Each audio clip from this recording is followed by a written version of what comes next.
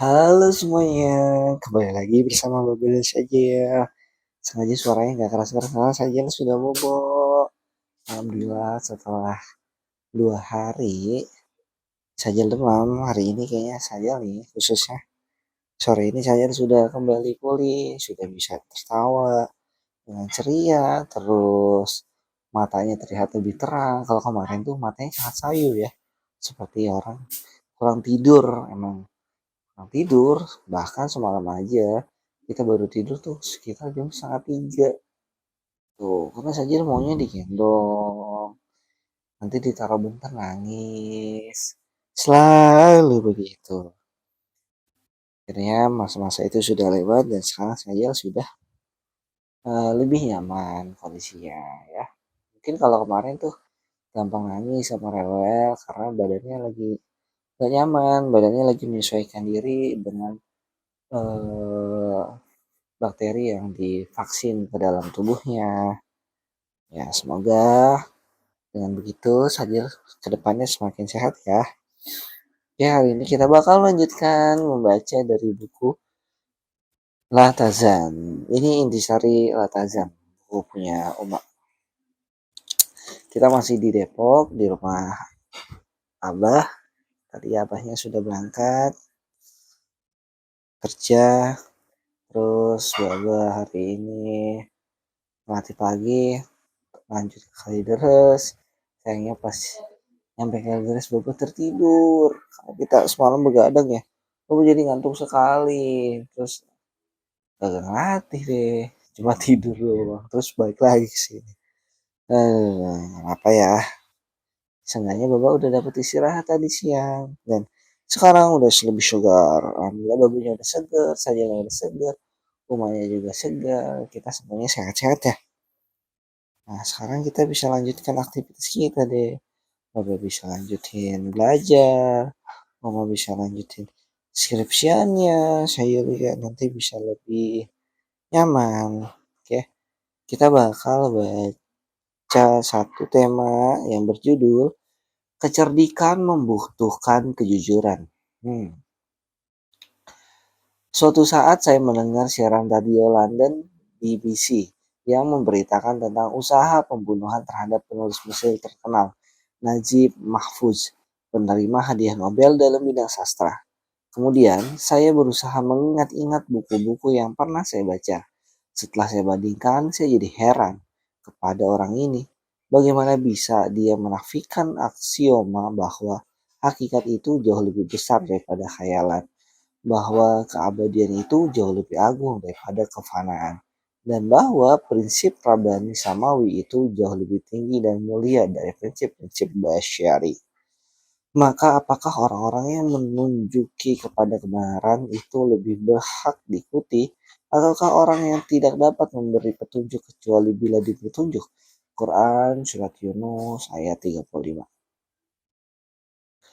Maksud menafikan di sini adalah bahwa dia menulis naskah drama hanya di dasar pada rajutan khayalannya dengan bermain-main melalui imajinasi, deskripsi, dan daya tarik. Padahal itu semua adalah fiksi yang tidak berangkat dari kenyataan. Setelah membaca riwayat hidupnya, saya bisa menyimpulkan suatu hal yang prinsip, yakni kebahagiaan itu bukanlah keberhasilan membahagiakan orang lain dengan mengorbankan kebahagiaan dan ketenangan Anda sendiri. Adalah sangat tidak tepat jika orang lain dibuat bahagia, sementara Anda sendiri cemas, gelisah, dan sedih mengurus hati.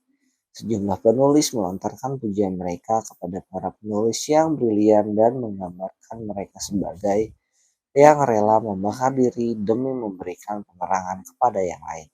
Padahal menurut manhaj yang lurus dan benar, penulis yang brilian adalah penulis yang pertama-tama memberikan penerangan kepada dirinya sendiri dan selanjutnya kepada orang lain, lalu menghiasi dirinya dengan kebaikan, hidayah, dan tuntunan agar hati orang lain juga turut terhiasi.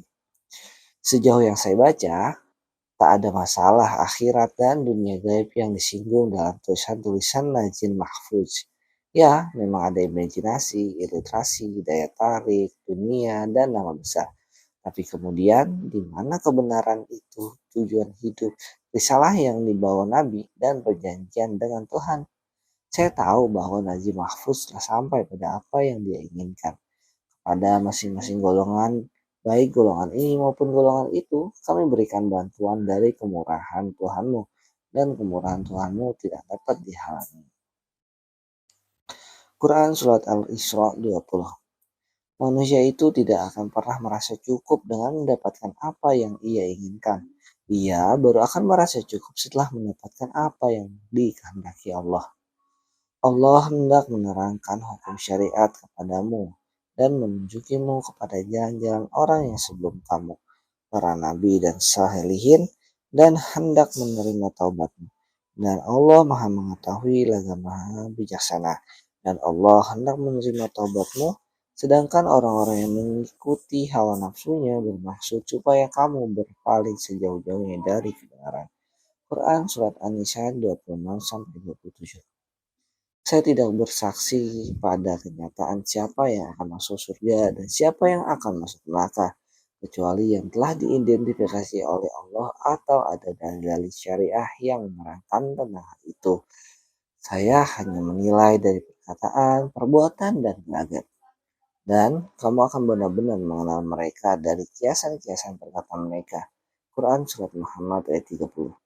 Harapan saya, semoga semua mendapat petunjuk dan masuk surga Allah yang luasnya seluas langit dan bumi. Permasalahan yang perlu dipikirkan selanjutnya, manfaat apa yang didapat oleh seseorang seandainya dia mendapatkan kerajaan Kisra, namun hatinya remuk redam, atau dia memperoleh kekuasaan kaisar, tapi harapannya untuk mendapatkan kebaikan tidak kesampaian. Jika saja karunia itu tidak menjadi sebab ke arah keselamatan, lalu apa manfaatnya dan nilai positif apa yang bisa diambil darinya? Itulah tema yang kita baca dari judul Kecerdikan Membutuhkan Kejujuran.